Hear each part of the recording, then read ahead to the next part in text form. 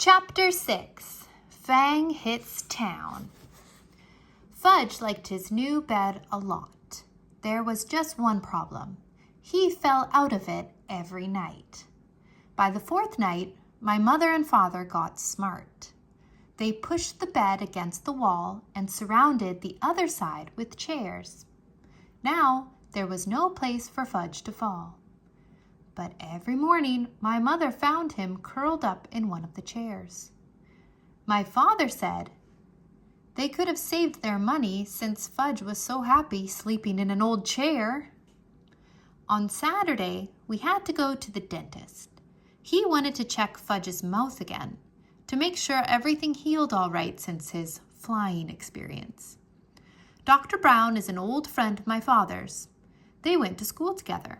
He's always saying he takes special good care of me and Fudge because we're chips off the old block being my father.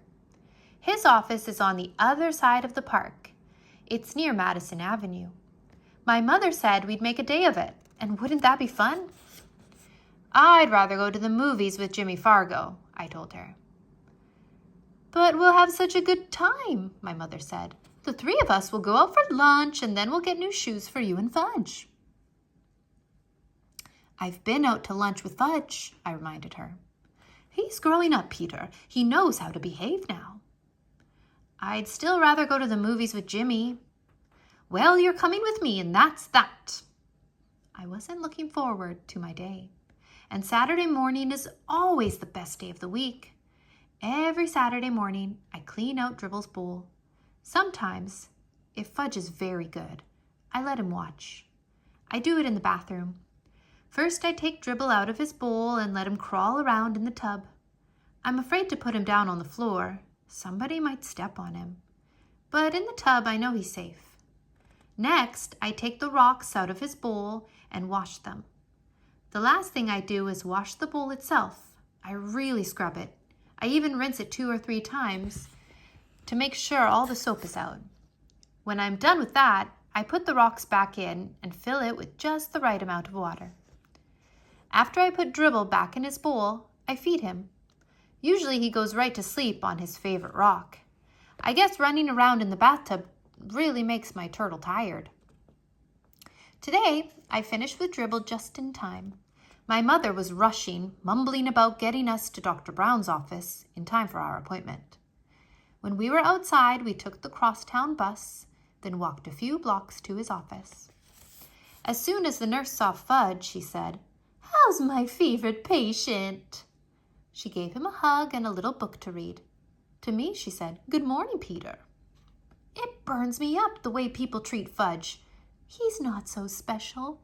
He's just little, that's all. But someday he's going to be 9 years old too. I can't wait until he is. Then he'll know there's nothing so great about him after all. Soon the nurse said, "Fudge, Dr. Brown is ready for you. Come with me now." Fudge took the nurse's hand.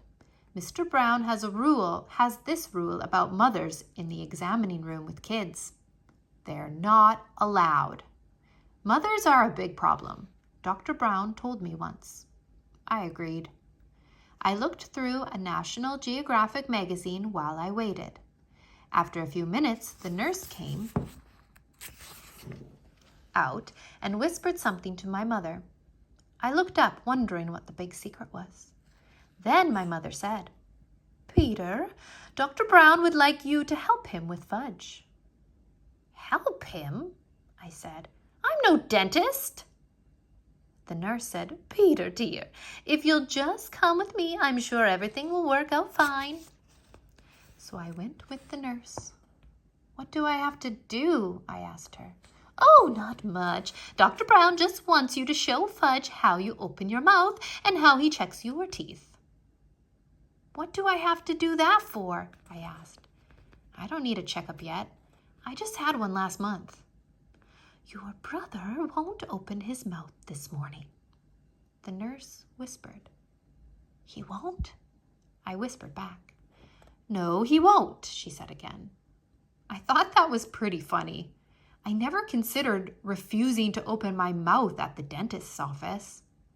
When he says open, I open. When we reached the examining room, Fudge was sitting in the big chair. He had a towel around his neck and he looked all ready for action. Dr. Brown was showing him lots of little things and explaining what he does with each one. Fudge kept nodding, but he wouldn't open his mouth. "Ah, Peter," Dr. Brown said when he saw me. "Would you open your mouth so I can count your teeth?" That's what he tells little kids he's doing, counting their teeth. Little kids will believe anything. I went along with Dr. Brown's joke. I opened my mouth very wide, much wider than when I'm the real patient. He put his mirror in and said, "Wonderful teeth, just beautiful. A regular chip off the old block. Such a shame your brother can't open his mouth the way you do." "Can't so," Fudge said. "No," Dr. Brown told him. "You can't open your mouth nearly as good as Peter." "Can't so. See?" Fudge opened his mouth. "No, I'm sorry, Fudge," Dr. Brown said. "It's still not as good as Peter." So Fudge opened his mouth really wide. "Count teeth," he said. "Count Fudgy's teeth." "Well," Dr. Brown pretended to think about it. "Count!" Fudge shouted. "Well," Dr. Brown said again, scratching his head. "I guess as long as you're here, I might as well count your teeth." So he checked Fudge's mouth. When he was through, Fudge said, "See, just like Peter." "Yes," Dr. Brown said, smiling. "I can see that. You're just like Peter." He gave me a wink. I liked the way Dr. Brown tricked Fudge into opening his mouth. So when he was through examining him, I whispered, "Couldn't you make Fudge some false teeth until his grown-up ones come in?" "No, he'll just have to wait," Dr. Brown said. "But he looks like he has fangs," I told him. "You better not say that in front of your mother," Dr. Brown said. "I know it. She's not too big on fangs." Dr. Brown thanked me for helping him. My mother made another appointment for Fudge. The nurse kissed my brother goodbye, and we left. "That wasn't so bad, was it, Peter?" my mother said. "It could have been worse," I admitted. We headed for Bloomingdale's, where we get our shoes. There are 5 salesmen in the children's shoe department. 2 of them my mother doesn't like. She thinks they don't measure my feet carefully, that all they care about is selling shoes, even if they don't have the right sizes in stock. The other ones my mother thinks are okay. There's one she likes a lot. His name is Mr. Berman. I like him too because he's funny. He usually makes believe that the right shoe goes on the left foot or that Fudge's shoes are really for me. Anyway, when Mr. Berman waits on us, buying shoes is almost fun. Today, Mr. Berman spotted us right away. He always remembers our name. Well, if it isn't the Hatcher boys," he said. "In the flesh," I told him. Fudge opened his mouth for Mr. Berman. See, all gone." "His teeth," my mother explained to Mr. Berman. "He knocked out his top 2 front teeth." "Well, congratulations," Mr. Berman said. "That calls for a celebration." He reached into his jacket pocket and pulled out 2 lollipops. He handed one to me and one to Fudge. "Ooh," Fudge said. "Lolly." Mine was root beer flavored. I hate root beer, but I thanked Mr. Berman anyway. "I'll save it for after lunch," I told him, handing it to my mother. She put it into her purse. Fudge got a lemon lolly. He ripped off the paper and started sucking right away. "Now then, what'll it be, boys?" Mr. Berman asked. My mother answered, "Brown and white saddles for Fudge and loafers for Peter." "Okay, Peter, let's see how these feet have grown." I slipped out of my old shoes and stood up. I stuck my left foot into Mr. Berman's foot measure. Then he turned it around and I put my right foot in. That's another reason why my mother thinks Mr. Berman is good at selling shoes. He measures both feet. Some other salesmen only measure one. My mother says feet can be different sizes, even on the same person. and it's important to make sure the size fits the biggest foot. What color loafers, Peter? Mr. Berman asked. Brown, I said, same as my old ones. When Mr. Berman went into the back to look for shoes for me and my mother, my mother noticed a hole in the toe of my sock. Oh, Peter, why didn't you tell me you had a hole in your sock? I didn't know I had one, I said. Oh, I'm so embarrassed. It's my sock, Mom. Why should you be embarrassed? I asked. Well, it looks terrible. I mean, to come shopping for shoes with a hole in your sock? That's just awful. Can't you hide it a little? Where should I hide it? Try to get the hole in between your toes so it doesn't show, my mother said. I wiggled my sock around trying to rearrange my hole. My mother sure worries about silly things. Mr. Berman came out with 2 pairs of loafers. He likes to try different sizes to make sure I'm getting the right one. One pair was much too big. The other pair fit fine. Wear or wrap? Mr. Berman asked my mother. Wrap, please, she said. We'll wear the old ones home. I have never been allowed to wear new shoes home from the store. Don't ask me why, but my mother always has the new pair wrapped up, and I can't wear them until the next day. When I was finished, Mr. Berman untied Fudge's shoes and measured his feet. Brown and white saddle shoes, my mother reminded him. Mr. Berman went into the back and returned with 2 shoe boxes. But when he opened the first box and Fudge saw the saddle shoes, he said, No! No what? My mother asked him. No shoes, Fudge said. He started kicking his feet. Don't be silly, Fudgy. You need new shoes, my mother told him. No, no, no, he hollered. Everybody in the shoe department looked over at us. Here's the perfect size, Mr. Berman told Fudge, holding up one shoe. Wait till you see how nice these new shoes will feel. Fudge kicked some more. It was impossible for Mr. Berman to get the shoes on his feet. He screamed, No shoes! No, no, no! My mother grabbed hold of him, but he was wiggling all around. He managed to give Mr. Berman a kick in the face. Lucky for him, Fudge only had on socks. Now look, Fudge, my mother said. You must get new shoes. Your old ones are too small. So what kind do you want? I don't know why my mother bothered to talk to him like he was a regular person. Because when Fudge gets himself into a temper tantrum, he doesn't listen to anything. By that time, he had thrown himself onto the floor where he beat his fists against the rug. What kind do you want, Fudge? Because we're not leaving here until you have new shoes, my mother said like she meant it. I figured we'd be there for the rest of the day, or maybe the week.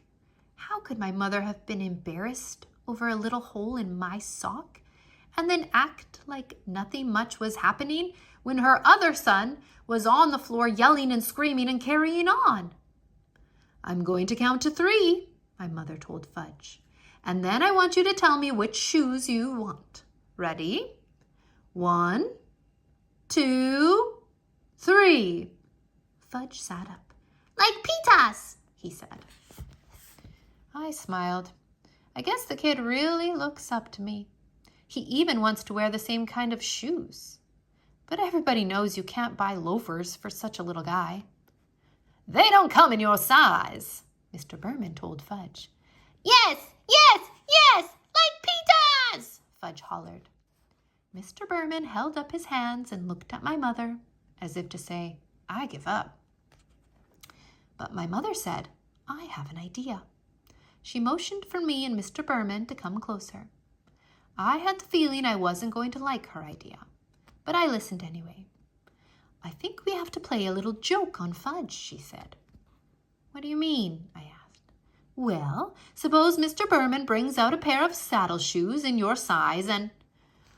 Oh, no, I said. You're not going to get me to wear saddle shoes. Never. Let me finish, my mother said. Mr. Berman can bring them out and you can try them on, and then Fudge will think that's what you're getting. But when we leave, we'll take the loafers. That's mean, I said. You're taking advantage of him." "Since when do you worry about that?" my mother asked.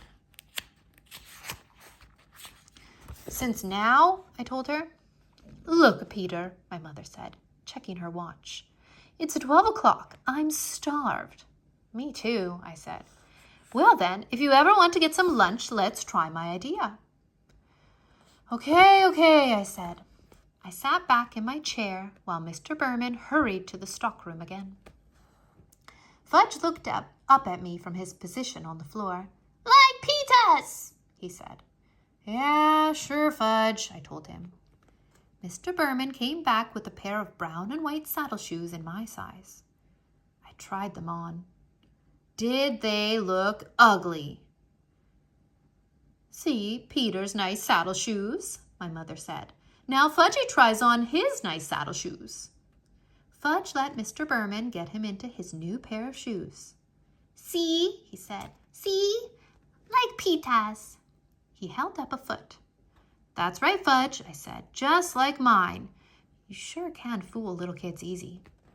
"Wrap or wear or wrap?" Mr. Berman asked my mother, while Fudge walked around in his new shoes. "Wrap, of course," she said. I wonder what my mother would tell Fudge tomorrow when I wore my new loafers. Oh well, that really wasn't my worry. It was her idea.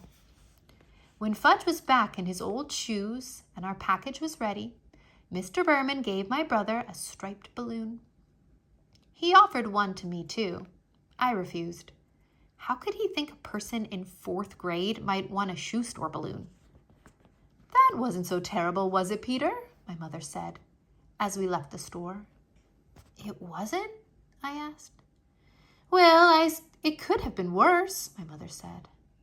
"I suppose," I answered. We went to Hamburger Heaven for lunch. We sat in a booth.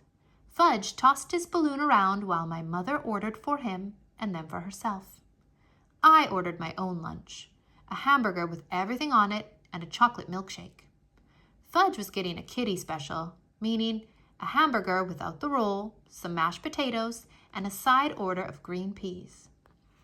When our lunch was served, my mother cut Fudge's hamburger into tiny pieces, which he shoved into his mouth with his fingers. Then she handed him a spoon and told him to eat his mashed potatoes. But instead of eating them, he smeared them on the wall. "See?" he said. "I thought you told me he wouldn't behave like that anymore," I said to my mother. "Fudgy, that's naughty. You stop it right now," my mother said. But Fudge sang, "Eat it or wear it," and he dumped the whole dish of peas over his head. I laughed. I couldn't help it. He looked so silly with the peas falling from his hair. And when I eat and laugh at the same time, I choke. So I choked on my pickle, and my mother had to whack me on the back, which gave Fudge another chance to spread mashed potatoes on the wall. That's when the waitress asked my mother, did we want anything else? "No, thank you," my mother said. "We have more than enough now." She wiped off the wall with her napkin and told Fudge he was very, very naughty. "Not me," Fudge said. "Not me." "Yes, you," my mother told him. "Why can't you eat like Peter? See how nice Peter eats?" Fudge didn't say anything. He just stuck his fork into his balloon. It popped, and he screamed, "Oh, God! Want more balloon? More!" "Shut up," I told him. "Can't you ever act human?" "That's enough, Peter," my mother said.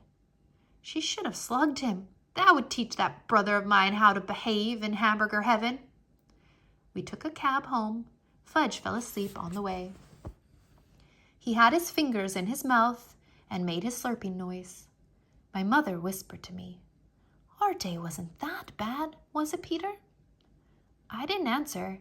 I just looked out the taxi window and decided that I would never spend a day with Farley Drexel Hatcher again.